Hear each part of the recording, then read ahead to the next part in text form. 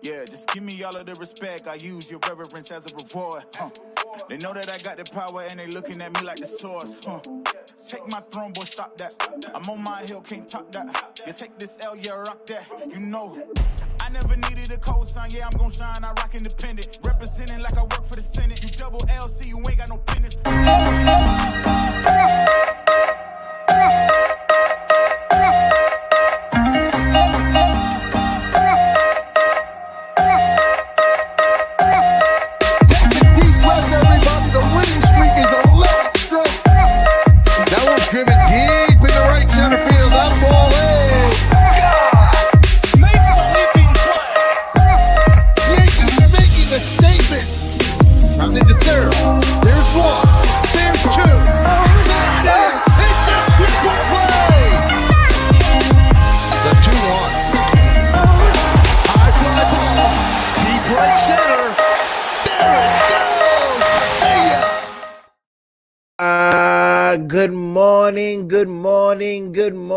Good morning, Yankees universe.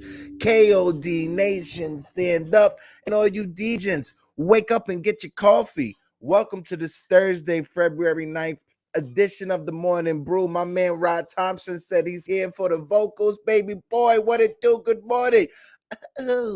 That's all you get right now, Rob. But shout out to the chat. My man Rod Thompson is in the building. Rod, what it do? Mikey Maz and the 4 Train Express is in the building. Michelangelo, what it do? Anthony Medina's in the building. Hey, yo, Anthony.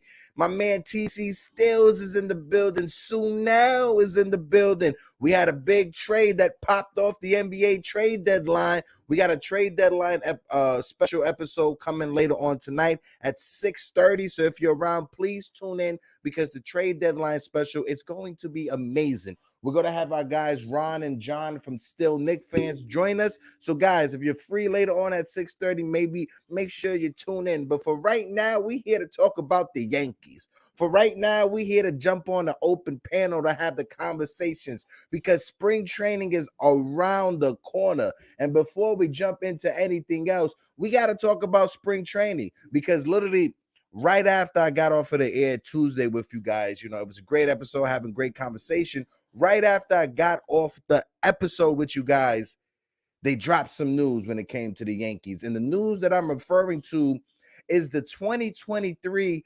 non-roster spring training invites. I know you guys saw that. I know you saw Mr. Jason Dominguez will be at spring training. I know that you saw that Austin Wells will be at spring training. Anthony Sigler will be at spring training. There's an Andres Chaparro, my man Chappie, will be at spring training. Hopefully Chappie could try to take Josh Donaldson's job. My man Eric Wallace is in the building. EY, what it do? Jonathan's in the building. Hey, yo, Jonathan. What it do, guys? But I'll read off the list right now.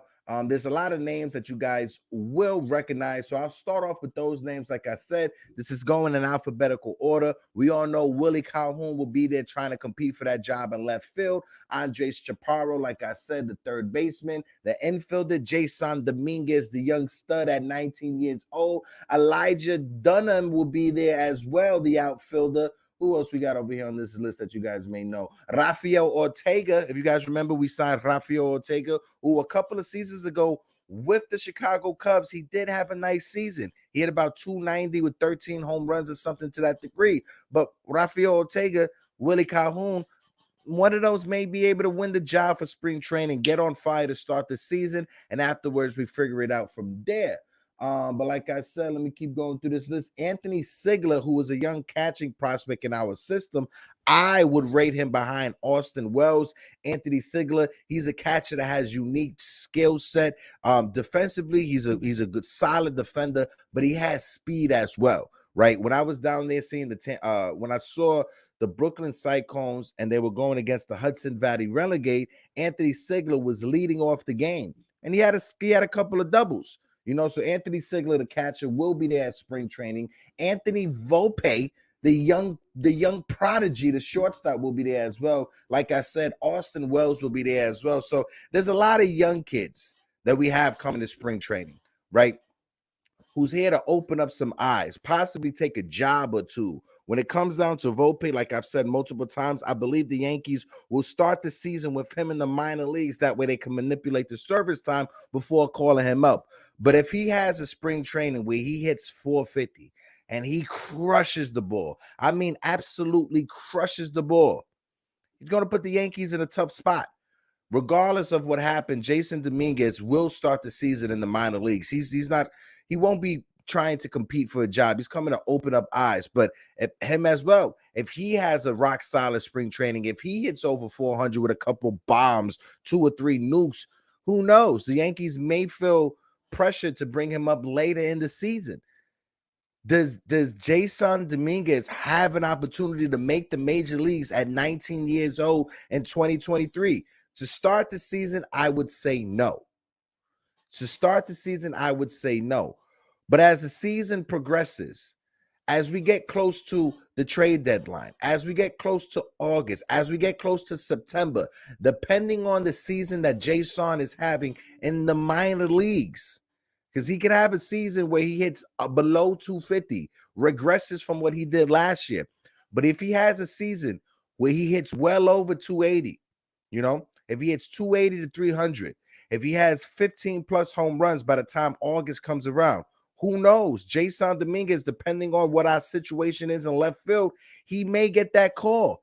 But let me answer some of the chats right now, because we got a few in there. My man Sunil said, "Man, I could put this Brian Renner's topics to bed. Should Dominguez actually come out and show forcing Buccini's hand to bring him up north with the club?" Yeah, it's all going to depend on these young kids, right? Because what Brian Cashman has banked on this offseason, the philosophy he's going with right now is banking on the young kids, and hopefully these young kids come up and show their worth. Shout out my man G-Man is in the building. G-Man for life. What it do, my geyser? Oh, Jigga Man Porter, how you doing? How you doing, my man? But let's see. Sunil said Dominguez is our response to the Nats Juan Soto from a few years ago. 100% agree on that. Dominguez and Volpe will be up in September. My man TC Stills dropping them gems right there. Michael Caputo with the Caputs bomb. If the young kids don't work out, then the Yankees are in big trouble. Caput, I understand exactly what you mean. You put kinds, but you met kids. 100% agree. But Caputo, good morning, my guy. I hope you're doing well, Papa. But yeah, Caputs, I can't disagree with you. If the young kids do not show out in spring training, whoever makes the team during the season, if the young kids do not show out, the Yankees are going to be in big trouble, right? And I do not remember the last time going into a spring training or going into a season that we could really point to this front office and say, wow, they're really banking on these young kids to step up and produce. Do you guys remember the last time the Yankees counted on young kids to produce during a season to make a run for a championship? Because I don't. And if you think about it, put Dominguez, put Volpe to the side, put those 2 young prodigies to the side. It's also Oswald Cabrera. It's also Oswald Peraza, right? So it's not just Volpe and Dominguez. It's Peraza and it's Cabrera, right? My man Jonathan, he said 1996. Are we positive in 1996 that they were reliant on these young kids to produce in order for us to make it to the World Series? I understand that's when Derek Jeter played. I get it. That was his rookie year. That's a fact, Jonathan. I can't take that away. But I'm not sure the Yankees going into the season, going into 96, had that much faith. To my knowledge, if I'm not mistaken, Jonathan, maybe you guys in the chat can help me out. To my knowledge, my man Steve Schumann, is Steve in the chat? Because Steve is a super knowledgeable Yankee fan. I don't see him. But to my knowledge, I thought Derek Jeter got that start in 1996 because there was an infielder that got injured that broke his arm. That was the whole thing when George wanted to trade Mariano Rivera for an infielder from Detroit. But skipping them, the guys that was in charge in the front office said, no. We got to go with Derek Jeter. And that's the route they went. But I'm not sure. Bingo. Tony Fernandez. Thank you, TC Stills. But I'm not sure if the idea was to go into the season with Cabrera, just like Cabrera will be in left field, possibly other positions, or going into a season with Peraza at shortstop.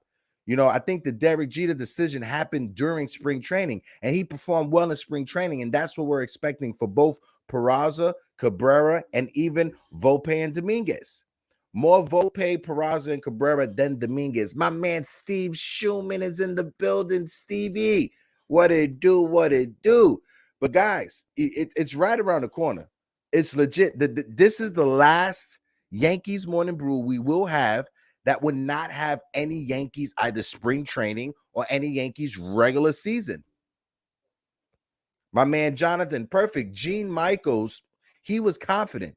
George Steinbrenner wasn't confident, right? So going into the 1996 season, I'm not sure if that was the case. He said, Hector, are you joking? Jeter, Williams, Pettit, Rivera, how do you not expect the 1996 with this core having just come up or enter their primes? Come on, bro. No, what I'm saying is, Sunil, you're not understanding what I'm saying. What I'm saying is during the 1995 to 1996 offseason, the Yankees made moves by bringing in veteran players. Tony Fernandez was going to be the shortstop to go into the 1996 season with Jeter in the minor leagues on his way up. But what happened was in that spring training, Fernandez broke his arm. George Steinbrenner, he wasn't that confident in the young kids. That's why there's rumors that George Steinbrenner wanted to trade Mariano and a few other kids for some infielders from another team, right? So that's the thing that I'm saying. Sunil, don't beat me up, pretty please. TC still says Yankees are banking on their pitching to carry them the first half of the year, which you can't disagree with when you see what we brought in Rodon, adding a legit number 2 starter behind Garrett Cole. I love Nestor Cortez, but it's always that little fear in the back of our mind. Always that little fear in the back of our mind that something is going to go wrong with Nestor Cortez. Hopefully it doesn't. I'm not wishing that happens, but having him take a step back and be that number 3 starter could take a lot of pressure off of Nestor Cortez. You don't want to put that much pressure in Cortez, expecting him to replicate what he did last year, right? Me personally, if he comes in, Nestor Cortez, and he is just 80% of what he did last year, I'll be happy with that. I'm not expecting Nestor Cortez to replicate or improve on what he had last year. If he does, I'll take it, right? But as long as I could get an 80 to 90% of a Nestor Cortez of what he did last year, I'll be happy with that. And that's where you have our starting rotation of Garrett Cole, number 2, Carlos Rodon, Garrett Cole, number 1, Carlos Rodon, number 2, Nestor Cortez, 3, and Luis Severino, 4. And whatever happens with Frankie Montas is whatever happens with Frankie Montas. If we could get Frankie Montas just to come back, pitch one game against the Houston Astros, and beam Jose Altuve in the hip, I'll be happy with that. Frankie Montas, you'll make me happy if you could just hit for Altuve somewhere on the foot or somewhere on the hip. Besides that, I'm not sure if we could fully count on Frankie Montas, right? I'm not sure. We have some depth pieces when it comes to Domingo Germán, when it comes to Clark Smith. Maybe we could finagle something like that. If we have a rotation, skip the 5th starter if we are on an extra day off during the week, something to that degree.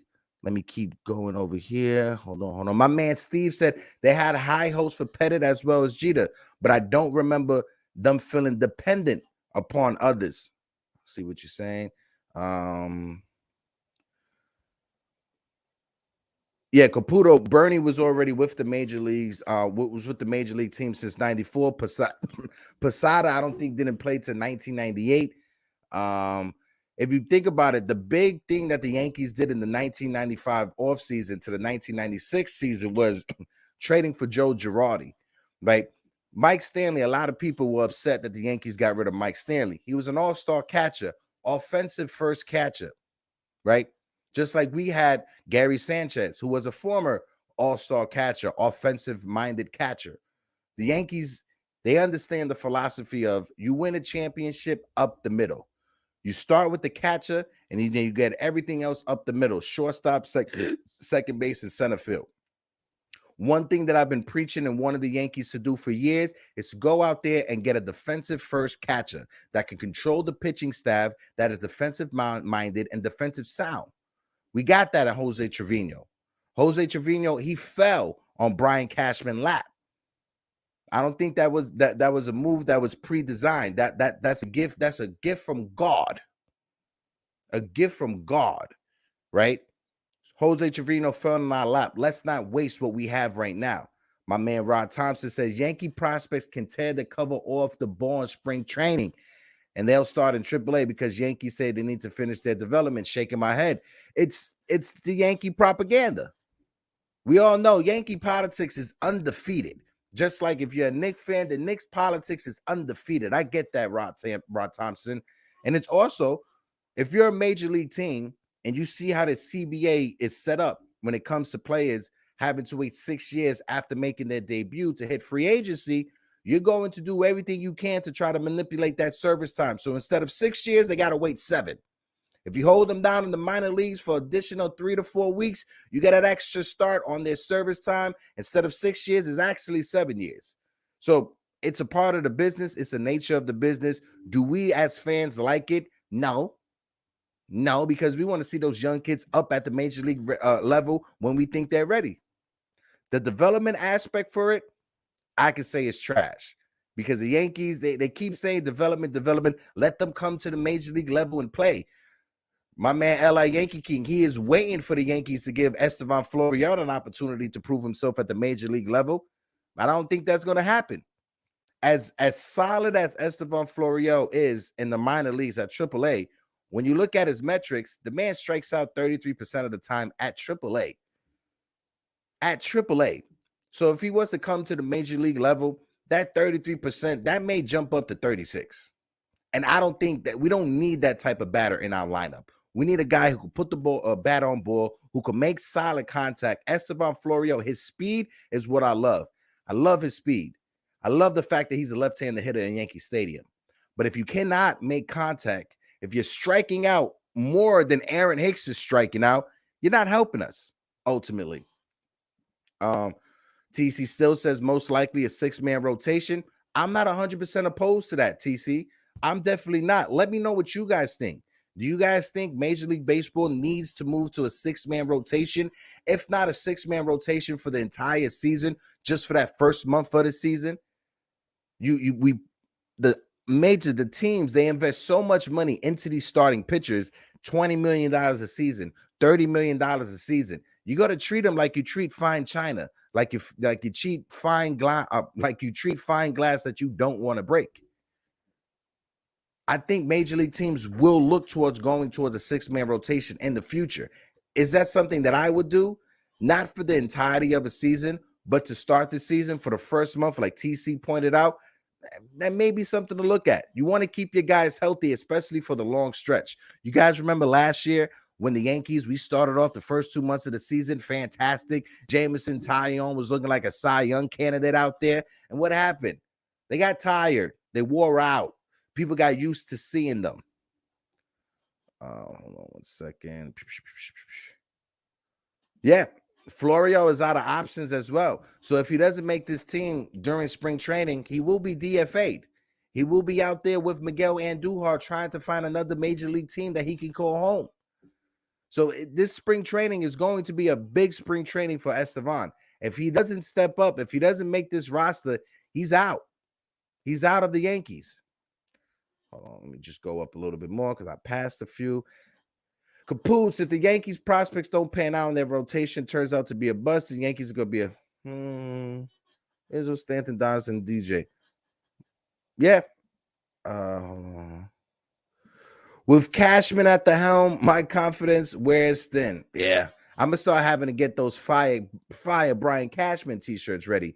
Hickey loves spring training. He might hit 15 bombs this time and then fall off a cliff in the season. Listen, if Kyle Higashioka, if he could catch on fire in spring training and the Yankees could flip him for something, for a bag of peanuts, whatever we can get in return, do it.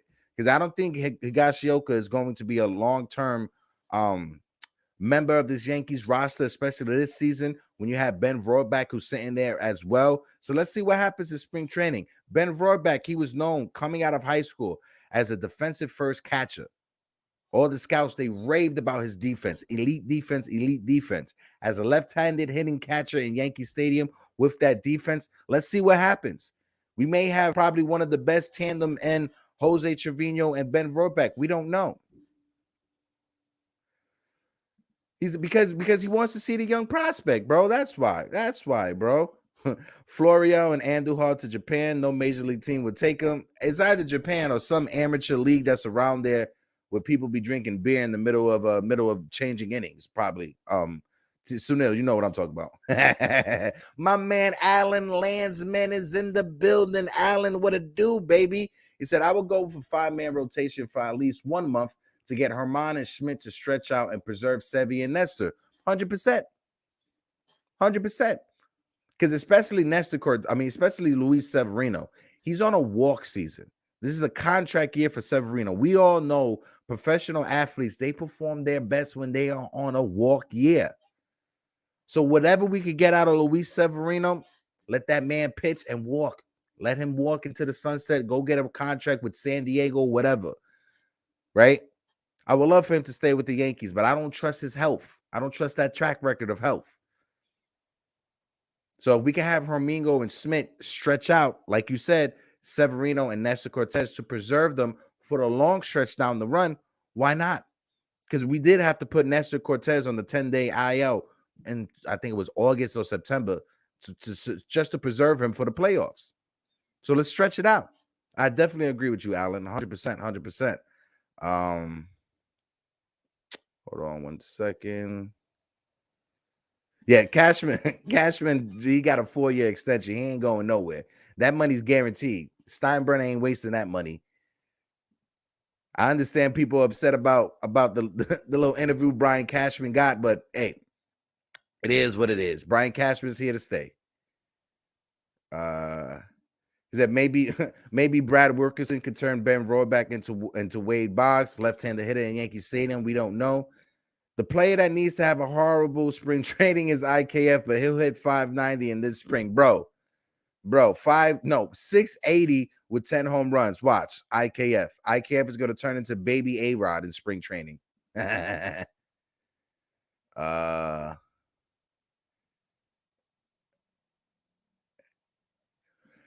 It depends where our team is at.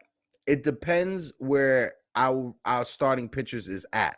If we're at the trade deadline and not whatever, Frankie Montas comes back and he shows you he could be healthy, maybe. But honestly, we got to go all in this year. We got to go all in. We cannot just sit back and just not make a move, or sit back and make a move just because we feel we got more on the back end than we do in the front end. We can't. We cannot sit back and be complacent. This season, when it comes to the trade deadline, I think will be the busiest trade deadline that Brian Cashman has had as a GM. It needs to be. Because we're about to go into spring training with Aaron Hicks possibly the starting left fielder. I don't think, if that's the case, hopefully Aaron Hicks past the trade deadline is not the starting left fielder. Hopefully. You've seen Oswald Cabrera talking about he been taking some grounders at second base, getting more reps at second base. Does this mean that the Yankees possibly could trade Gleyber Torres? Yet to be told, yet to be seen. But this that time of the show where I'm going to start a little bit early. It's 11:24, about to be 11:25. I'm going to put the link for the open panel in the chat right now so we can have this conversation. Let's throw it around. But like always, fellas, like always, guys, if you can. Oh, wait, before I do that, hold on 1 second. My apologies.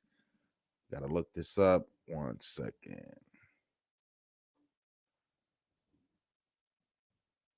My fault, dogs. If you guys can, before we jump into the open panel, I'm going to put this link into the chat. If you guys haven't, I'm going to need you guys to subscribe to the new Morning Brew Sports channel, right? The Morning Brew, it's moving. The Yankees Morning Brew and Knicks Morning Brew will be moving to a new channel called the Morning Brew Sports. KOD Media will be a full sponsor for our channel for the 2023 season. This is not a negative thing. We've been doing so well. They want to let us spread our wings. They want to give us more freedom. So besides the Yankee Morning Brew and the Knicks Morning Brew, we'll have a bunch of other shows on that channel as well. So stay tuned. If you guys can, hit that button, subscribe to the Morning Brew Sports channel, help us grow. I know when you guys clicked on this video, you guys saw the commercial right before, the ad right before, because we're doing some good things over here. But if you guys can, like I said, subscribe to the Morning Brew Sports, help us out over there on that channel, because we will be moving all of our content from KOD Media over to the Morning Brew Sports. 2023, it's going to be amazing. Just like Jigga Man said, fully backed by KOD Media and the Knights of Dejan. 2023. Sunil, appreciate you for the subscribe, my guy. But like I said, I'm gonna put the link for the open panel into the chat. Like always, guys, if you could, please respect YouTube terms and services. Please respect Twitch's terms and services as well. If you guys come on to the open panel, you all know that I let everybody finish the statement that they're making. As well, if you can, please let the person that's speaking ahead of you finish their statement so we can have a full conversation. Be respectful to one another. No one calling each other out of each other's names. Let's just have a good conversation. And like always, first and foremost, I gotta bring my man TC Stills into the building. TC, what it do, baby? What's up, Hector? Good morning. Good morning, bro. I see you got a flannel shirt, my guy. I'm a big flannel shirt fan. Yes, sir. Yes, sir. A big old lumberjack over here. Yeah, it's cold in the morning out here still. It's on the West Coast. It gets cold. It gets cold where you at? It's been cold the last couple months. Yeah, to be honest. You know what's weird? I'm not sure if you still have family or people back over here on the East Coast, TC. But have they told you that February 9th, knock on wood, don't want to jinx anything, but in New York City, it hasn't, we haven't had snow that stuck to the ground the entire winter. So far, we haven't had not one snowfall that actually stuck to the ground. Maybe where Michael Caputo lives all the way in Long Island, maybe the snow sticking over there. But in New York City, ain't no snow sticking to the ground. But before we continue, I'm going to bring in the guy, Michael Caputo. Caputo, have you had snow this winter? No, we didn't. We hadn't have any snow. Surprisingly, no snow. No snow yet. Yeah, it's weird. Now I just jinxed us. Watch tonight. We have a big blizzard. Watch. Yeah, there's no snow in sight. So we've been good. We dodged that bullet so far. Nice. So good. Nice. All right, boys, but let's have the conversation because, like I said, this would be the last morning brew show that would not have any Yankee content to talk about when it comes to either spring training games or regular season games. So TC Stills, let's start with you, my guy. Brian Cashman, that interview. We all heard the interview heard around the world with Brian Cashman. What's your thoughts on it first before we dive into it, and now throw to Caputo to get his take on it as well? TC, what's your thoughts? Yeah, there he goes again, blaming the fans and saying we overreacted to to losing to Houston. Like, we just barely made the playoffs or something. I mean, us fans expect a World Series every year. He of all people should know that. I mean, to blame the fans and to say we had a good run at it. I mean, come on, that's if you're the Royals or the Pirates or something, not the Yankees. The Yankees don't just have a good run. They expect a World Series every year. I'm tired of him. I mean, I think we all are. He just, he's just a stubborn, ego. His ego is like through the roof. Thinks he can, come up with these crazy deals that nobody thinks about, and then ends up looking like a jackass. So, I don't know. I'll let Caputo. I know Caputo's got a lot to say. So, Caputo, let us, because I kid you not. I kid you not, Caputo. Before you go, let me just get this out. I kid you not. Once I heard Brian Cashman have that interview, the first thing that popped into my head is, I know Caputo's throwing something against the wall right now. Caputo, let me know what you think about that, baby. Okay, Brian Cashman, he should have been fired over 20 years ago. This guy's the worst general manager in sports. He does not care about the fans. He's just content with the Yankees making the playoffs every year and losing, getting knocked out. First of all, where do you come off saying that it was an accomplishment? We were 4 wins away from the World Series. We got swept by the Astros. How is that considered a positive? They got embarrassed. I mean, this guy, how does he still have a job? I guarantee you right now, if he was a GM on any other team, he would have been fired. How does this man still have a job? It makes me. I just want I want to wring his neck. I want to strangle this guy. He's just like, he has to be fired. There's no way this guy is going to survive after the season if the Yankees fail again. I don't care if he signed a 4-year extension. I want this guy like completely like just like 86th. I want him gone. I want him to disappear from the face of the earth. And these Yankee fans, look, I'm not saying you, Hector. I'm not saying all of them.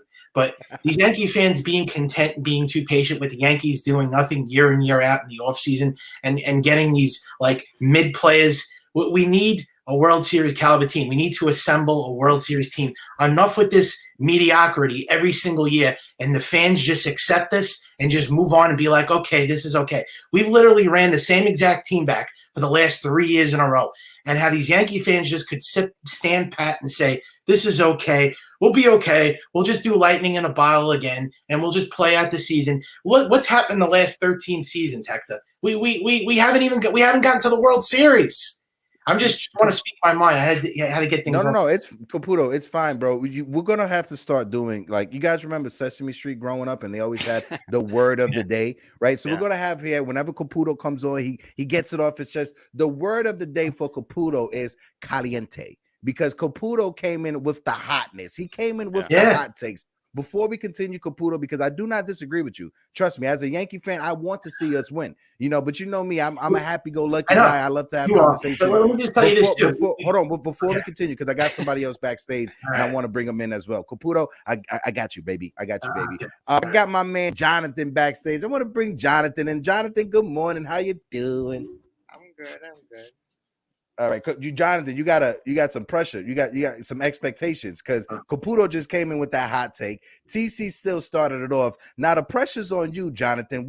What's your take when it comes to the Brian Cashman interview and everything that was leaked out of it? I think, look, in regard to Brian Cashman, I think as long as he does what Hal wants, what Steinbrenner wants, he's going to be fine regardless of the outcome.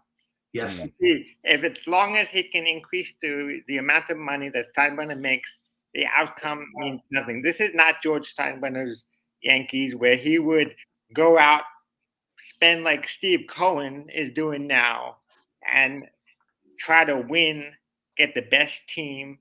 Mm-hmm. And if he didn't win, he would tell you to your face, next year we're going to come better and win. Just like 76 resulted in 77 and 78. Mm-hmm. And unfortunately, after Thurman Munson, the Yankees basically went down a hill until 1994, and until basically Steinbrenner got suspended.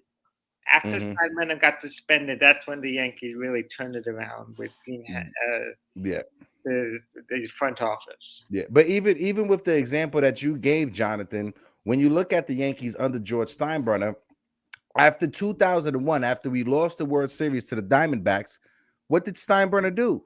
He went out there and he got Jason Giambi to play first base for the Yankees. He went out there and spent the money for the best free agent that was on the market at the time. Granted, we all know what happened with Giambi once he came to the Yankees. Parasite infections, we all get that. PEDs, we get that. But he went out there and he spent the money. Not saying that Hal didn't spend the money this offseason. He definitely did.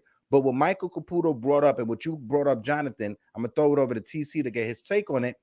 When it comes to the Yankees spending money in 2023, they're not spending the same amount of money that they were spending before, like in 2000, 2001. And I get it. You can't just spend money to win a championship. But I just want to understand, what is the philosophy that goes around it? The last time the Yankees won the World Series in 2009, we had a payroll of $210 to $213 million. The second highest that was right behind us was the Mets at $107 million. That's a $93 million difference. What changed between the philosophy of the Yankees from 2009 to 2023 that we decided, you know what, we're going to let the Mets overleap us when it comes to spending for talent on the field? That's the only thing I want to know. TC, what's your takes on that? Okay. Yeah, I'll throw it over to TC, and Caputo comes right to you, all right? Go ahead, TC. Yeah, well, I mean, what I think, Jonathan brought it up. It's not George Steinbrenner's team. So winning isn't the most important thing, making the money, charging, astronomical amount for tickets and hot dogs and beer. And, it's all about making money. It seems now they don't care. Like Caputo said, they just want to, making the playoffs is fine. We did enough. We put a decent team on the field, but what's happening is they're throwing money now at just like Donaldson. How is that a smart move? Why? I mean, spending money on the guy's over the hill. If you spend money on some smart deals, then it would make more sense. But just throwing money here, just throwing money there, and then having the Mets outspend them now, making and Cashman's just looking like a fool. He's getting taken by all these different teams. It's just he needs to go. That's a huge problem. He needs to go. They could bring them. They got Manaya and they got the other guy Sabian. They just have them take over. I mean, we're just done with him. He trashed the team. Yeah, Jonathan, I'll get to you real quick. I just want to throw it over Caputo, but before we throw it over Caputo, when you bring up the Josh Donaldson, that's the perfect example. What's the philosophy of, you know what? We're going to bring in $30 million worth of contracts when it comes to Josh Donaldson, IKF, and Ben Verbeek. But spending the extra $5 million for Carlos Correa, that makes no sense for us. I want to understand the philosophy and what's the mind frame and what goes around it. And my man, unpopular opinion, I understand completely, because that's why I stated and made sure I put in there. I understand spending money doesn't get you championships, right? I get that. But I don't want to understand and I think us Yankee fans want to understand the philosophy of what's the difference between 2009 and 2023. What's the difference between bringing in $30 million for those three players, Josh Donaldson, IKF, and Ben Verbeek, and not going after Carlos Correa for $35 million? That's what I want to understand. Go ahead, Caputo. It's on you, baby. The problem with the Yankees also is they don't spend the money in the right way. It's not like that they're cheap. They do spend it when they want to spend it, but they go after all these bums. Like, they don't spend, like, we don't get the necessary needs to win a championship. I mean, you got to get the right pieces. You don't go out there and trade for Josh Donaldson, a washed up has-been, who, by the way, should just retire right now because he's not going to do anything great this year. We could have invested that money with getting Trey Turner or Carlos Correa or Xander Bogaerts. Why did we pass on we even could have traded for Luis Castillo, but they love to hug prospects. And these moves were slam dunks. I mean, Trey Turner, he would have been like, just imagine if they would have kept Judge and signed Trey Turner. The Yankees would have been a World Series favorite right now. Where did that go? I could date back to Cliff Lee. I mean, they didn't want to trade Eduardo Nunez. I mean, this GM, how is Eduardo, he not? Eduardo, not Edgardo. Yes. How is he not?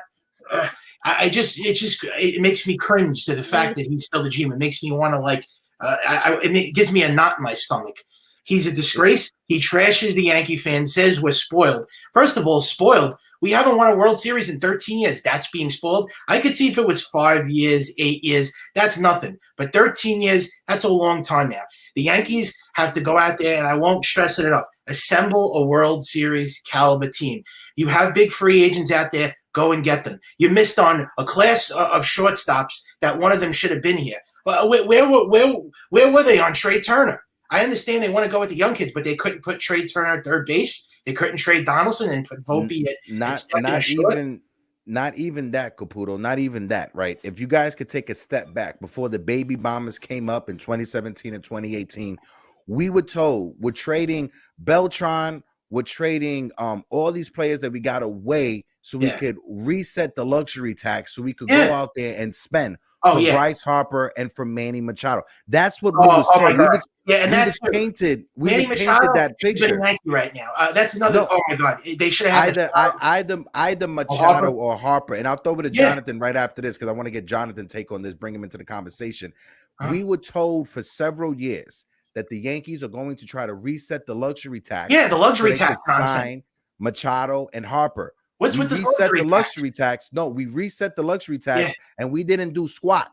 No, we didn't do anything. Everything is the luxury tax. The luxury tax. With the Yankees, spend money like Cohen is spending. And I know it doesn't guarantee anything that they're going to win if they overspend everybody and buy it. But at least we'll have an excellent shot. See, the Mets, they make their team exciting. At least they're attempting to go out there and win a World Series, even if they lose. That's what George Steinbrenner did. Like, he made the team fun. He made it exciting. Even if you lost, he made it, like, great. You know, he made it fun. He made it worthy, like, to win a World Series. Everything with this team is the luxury tax because Hal Steinbrenner is not his father. He just worries about the luxury tax, doesn't want to spend. And this is where we are every single season because we don't want to go over the threshold, the third threshold. So, I mean, as long as these three guys are on the Yankees, man, I don't see a World Series in the foreseeable future. Again, key word for Caputo in today's episode is caliente. Go ahead, Jonathan. I want to get your take into this conversation. No, Caputo, you got to understand. The same passion that you have, just because TC Stills is not exuberant, the same passion, just because Jonathan doesn't mean we don't have the same drive. I know. We definitely do. You're a very unique specimen, Caputo, in the Yankee fandom. Just know that. Go ahead, Jonathan. One other player you're missing is, I believe, after the 2009 season, the Yankees didn't want to trade David Adams for Cliff Lee. Oh, yeah. I remember that, too. Yeah. And then Adams, they thought Adams would be the next second baseman, and he turned out to not be anything. So imagine starting in 2010, you get Cliff Lee along with CC Sabathia. Oh yeah, I think we would have repeated if we got Lee that year. The Yankees probably would have had a repeat. I understand the idea of getting young, but at the same time, you need to get better. Yeah, being young and having good prospects doesn't necessarily mean you're getting better. Yeah, I mean, we have to make the necessary moves. Go ahead, Jonathan. Go ahead, finish, baby. I do hope Anthony Volpe turns out to be the next Derek Jeter and can play shortstop for the next 20 years.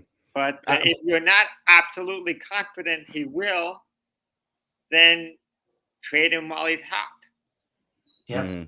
Yeah, and hold on, I got FJ in the chat who said they had no intentions of signing Harper and Machado. They brought in Stanton that was meant to placate the fans over not getting Harper and Machado. Honestly, I think I read into it. I think who was it that put an article out with MLB.com? I think Scott Braun talked about it when I had him on the episode. He brought up the Stanton thing, right? The reason why the Yankees pivoted to get Giancarlo Stanton is because we struck out when we was trying to get Shohei Ohtani.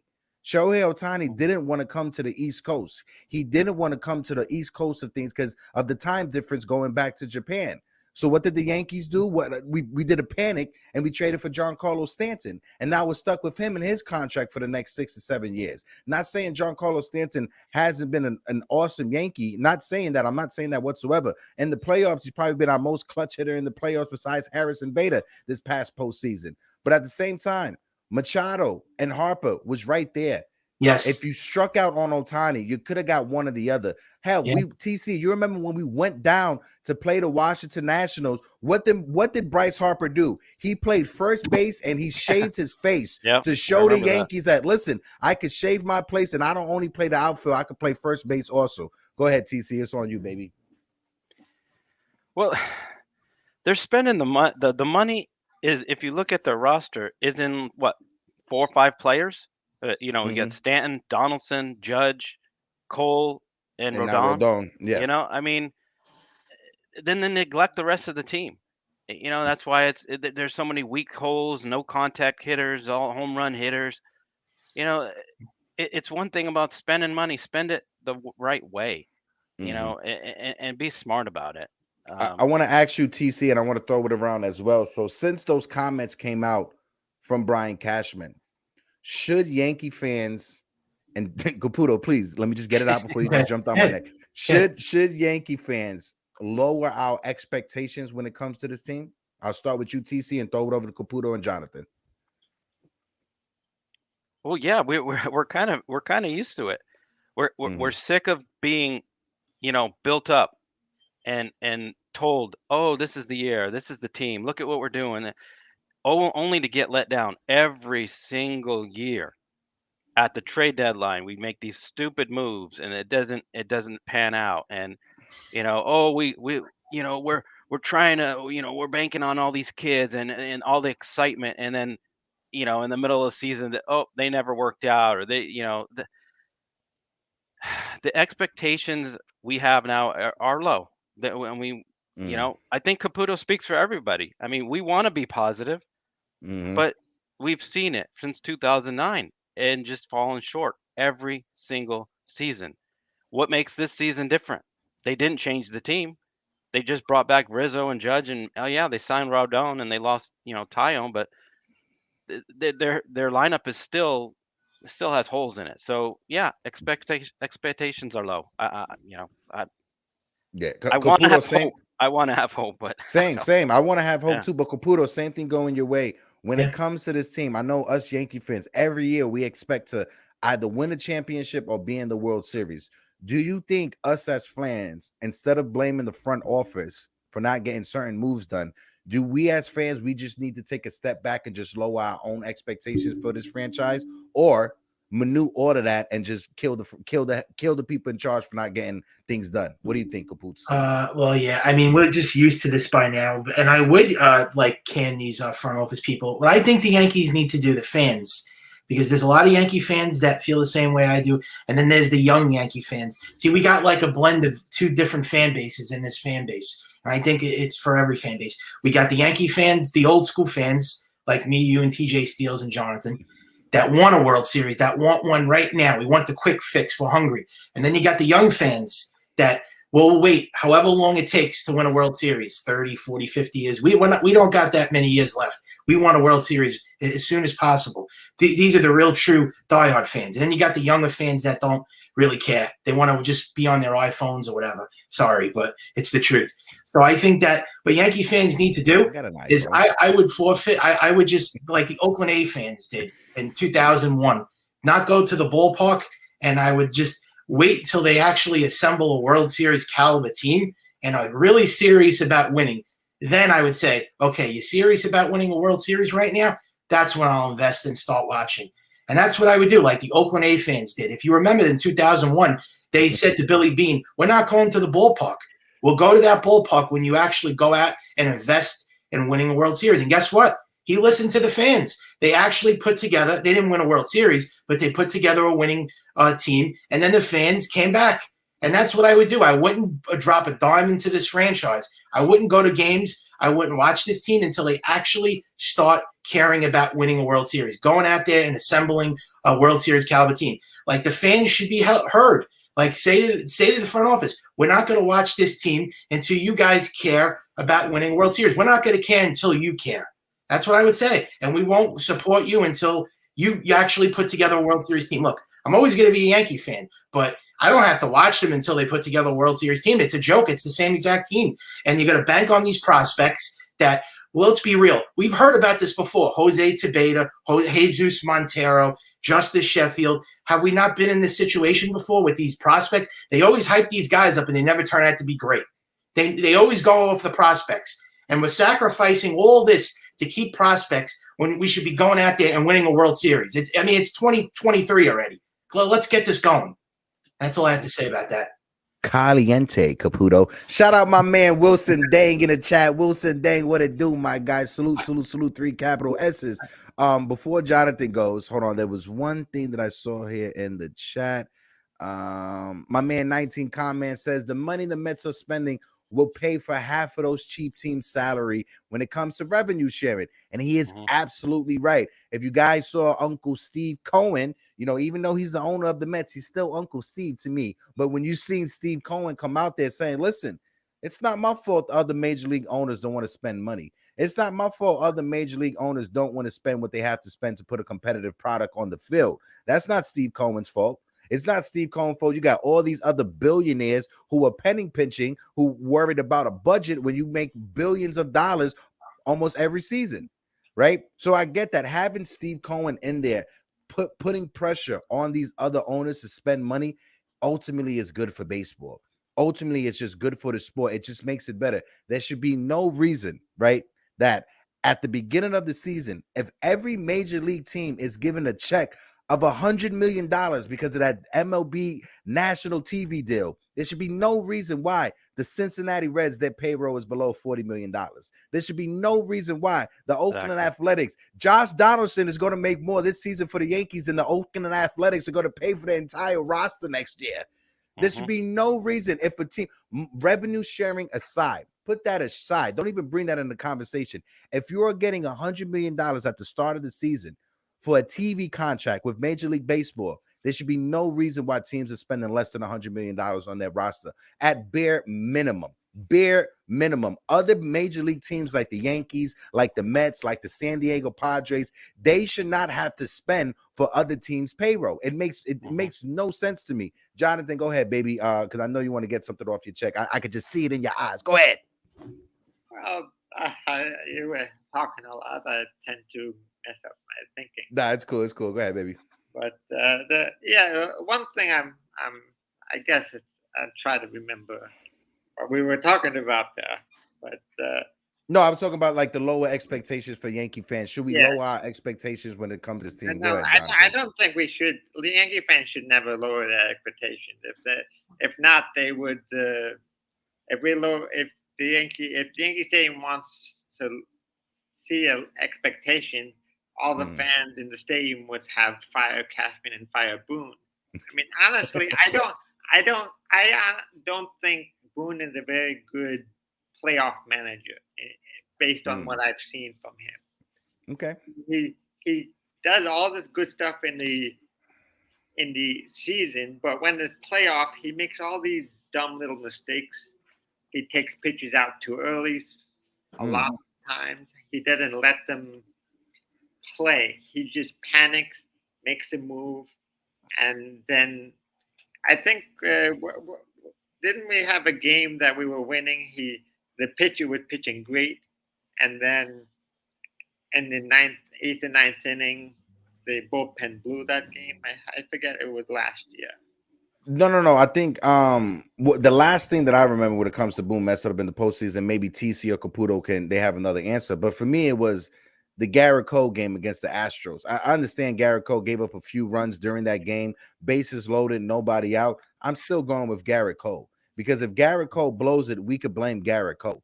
We could just blame Garrett Cole. Unpopular opinion said last year, game 3 of the ALDS. So you're absolutely right, Jonathan. Shout out my man, Unpopular Opinion. And also, too, Unpopular, if you ever want to jump on an open panel, the link should be in the chat. I'll throw it in there. You could jump on. Shout out my man, FJ. He said owners need to be forced to spend luxury tax money on the team and not be allowed to put it in their pockets. Yeah, that's true. 100%.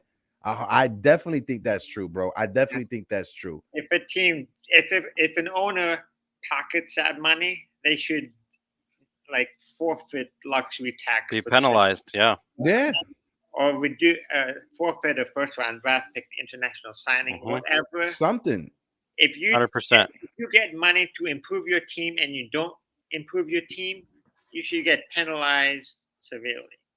Because that was the whole, and that's a great point, Jonathan. Thank you for bringing that up. That was the whole reason behind revenue sharing to begin with. When revenue sharing was first brought up back in 2006, the idea about revenue sharing was what Jonathan said right there, to have other teams be able to improve their team so other teams can compete with the likes of the Yankees, the Dodgers, the Red Sox when it comes to spending money, but they aren't. They're pocketing that money. Right? With you guys can look this up. Go to Forbes.com. They have the breakdown of every major league season of every team and the profits that they made. Profits. And that's after bills are paid. That's after salaries are paid. That's after the guys who take care of the grass. That's after everyone is paid what they have to pay. These are pure profits, right? Before the pandemic, the Yankees had 6 seasons in a row, profit-wise from the stadium, not even the TV deal. Stadium alone was $600 million for the Yankees. The year before the pandemic in 2019, the Kansas City Royals made $330 million in profit from their stadium. If the Royals are making $330 million from their stadium, you can't tell me the Oakland Athletics aren't making over 200. You can't tell me Cincinnati isn't making close to 300. There should be no reason why these teams aren't spending the money on their franchise. Just can't. But let's digress. Throw it over to TC. So now going into spring training, TC. Yeah. What are you looking for? Is there a specific player you're looking for? Is there a specific bullpen? What are you looking for? What are you focusing on the most going into spring training this year for 2023, bro? Well, definitely looking at the way Peraza looks at short. probably the way the left field situation works out, whether it's, I don't want to even say his name, Hicks and you got Florial, you got the other kids, Ortega and Calhoun, and you got some bullpen openings to see how some of those arms pan out. The catcher situation, will Rortvet make the team? And will Volpe actually break camp? I don't know. Personally, I think he's going to end up in AAA. But yeah, there's a I mean, the veterans are veteran. Judge, Rizzo, Stanton. We all know what they're going to do.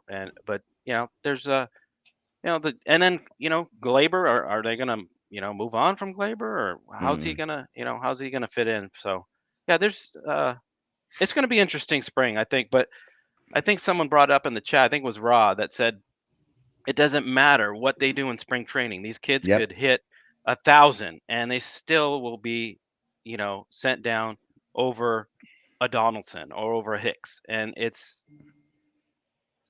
just frustrates Yankee fans. It's just, yeah, that's all I got. When it comes to Volpe, and I'll get to Caputo right after this, but when it comes to Volpe, TC Stills, is there one thing specifically you're looking for Volpe, whether it's either his fielding, his hitting? What is the one thing that you're looking for when it comes to Volpe as you look for him possibly helping this team in the future? What do you need to see in spring training for that to be something that's possible? Well, yeah, his hitting for sure, but we've been told that he doesn't have an arm for shortstop. So I want to see if that's true. I want to see his range. I want to see his, I'm sure he's better than IKF. But yeah, I'm looking at that just to see how he handles some major league pitching. But I don't fear his hitting. I want to see what his range and what his arm looks like. Copy. Caputo, same question going your way, my man. When it comes to this team spring training, is there a specific person, is there a specific part of this team that you're keeping your eye on, whether it's the lineup, the rotation, or the bullpen? What are you looking forward to this spring training, bro?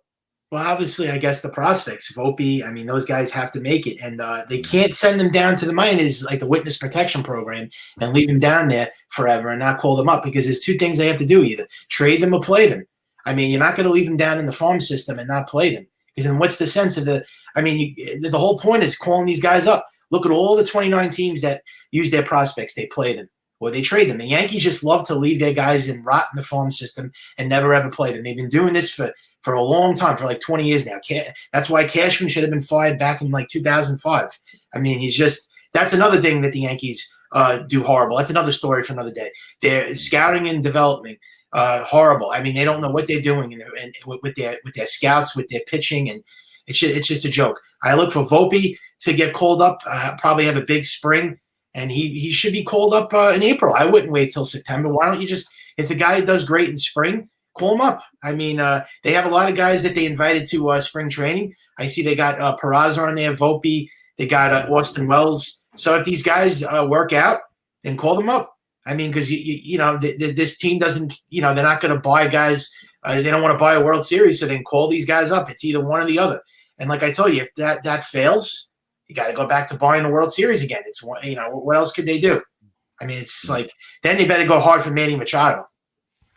You're never gonna let the Manny Machado train die, Caputo. I gotta respect it, bro. I gotta respect it. But Jonathan, same question going your way, brother. When it comes to spring training, right? When it comes to 2023, what do you have your eyes on when it comes to spring training? Just the number 5 starter, left field, and probably shortstop. Those are the 3 top positions I'm looking at. When it comes to the shortstop position, either Peraza, Volpe, or IKF, do you have a favorite to win the job? I would as of now, before pre-spring training, I would probably choose Peraza. I honestly don't want anything to do with IKF on this team. I think us Yankee fans, we can all agree when it comes to IKF, bro. After last season, I would honestly, I would trade him for a year's supply of Cracker Jacks. If that, or either one of those vending machines from the Moneyball movie, from the Oakland A's, one or the other.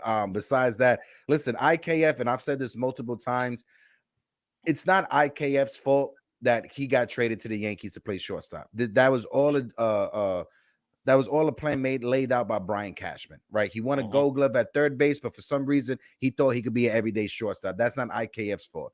The one thing I can say about IKF is that before any of those young kids got called up, Peraza and Cabrera, when you looked at this lineup, IKF was the only person in our lineup that whenever he put the bat on ball, he was the only person running down the first baseline. Before Peraza and before Cabrera got up here, IKF was the only person in that lineup that busted it out the box from right when he swung the ball right to first base. Go ahead, Jonathan. My one question is for IKF is if we put him in third, will he feel more comfortable to play more consistently and have less fielding errors? I don't remember. Maybe Caputo, TC Stills. It was a handful of games that IKF did play third base last year for us. Yeah, it was a couple.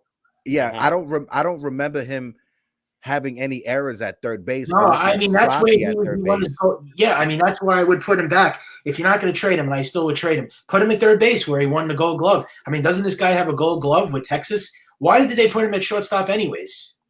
Because they thought that he would be able to make the transition. Yeah. I'll throw it over to TC Stills for the last question before we go around.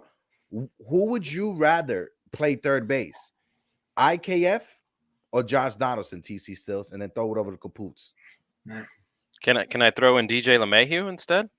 Yeah, if you want to throw in DJ LeMahieu, but I'm just saying, if you had the option to choose of having both, and you got to look at it from both sides, offensively and defensively, from the lineup and defensively, because in the lineup, if we have a situation, I would rather IKF hit before Josh Donaldson. Honestly, right. I would trust IKF getting a hit over Josh Donaldson getting a hit.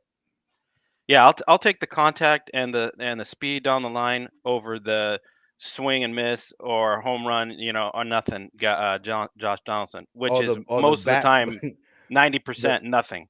The bat flip pop up from Josh Donaldson. Bat flip routine can of corn. So I'll take IKF. I mean he hustles. He's a good bench player. I mean, I'll take him every once in a while. Play maybe 50 games. But he's got a little energy. He's had a lot of clutch hits. I mean, we forget a lot of clutch hits he had last year. But his defense at third is probably just as good as Josh Donaldson. So in my opinion, I'll take IKF over Josh Donaldson. Caputo, same question going your way, brother. Who would you rather have in the lineup and in the field, Josh Donaldson or IKF? I'm gonna have to probably say DJ LeMahieu because both of those guys suck. So I want DJ. I want them both traded. So I have to say DJ LeMahieu. And they have to get a left fielder and probably another third baseman or shortstop. I did say the shortstops, but that's what they need to going into spring training if they could get. But DJ LeMahieu at third base. It's unanimous. I don't want Donaldson and that slow ass bat that he can't even hit a beach ball, and the IKF who is the worst defensive player I've ever seen in my life. I mean, the guy can't even ground a little ball. The guy's a joke. Did you see what he did in the playoffs last year? He cost the Yankees that game that made them lose against the Astros. The guy's a joke. But DJ LeMahieu. I don't like either one of those two. Please trade them. Please trade them. Jonathan, same question going your way, bro, before we close it out. I have to agree. I would put DJ LeMahieu, but if DJ LeMahieu is not an answer, I'd put IKF. If DJ LeMahieu is not in the picture, I would put IKF over Donaldson. Copy. So I guess number one. I guess we can all agree that Josh Donaldson, his face is going to be on the dartboard for this season going forward. When it comes to who do we don't want on our team, it's a race between him and Aaron Hicks. It's a neck to neck race. It's who don't know who's going to come out ahead of it, but it's a neck to neck race of who's hated the most on this team, and it's both Aaron Hicks and Josh Donaldson, respectfully. Go ahead, Jonathan. We got both of those players in trades from Minnesota.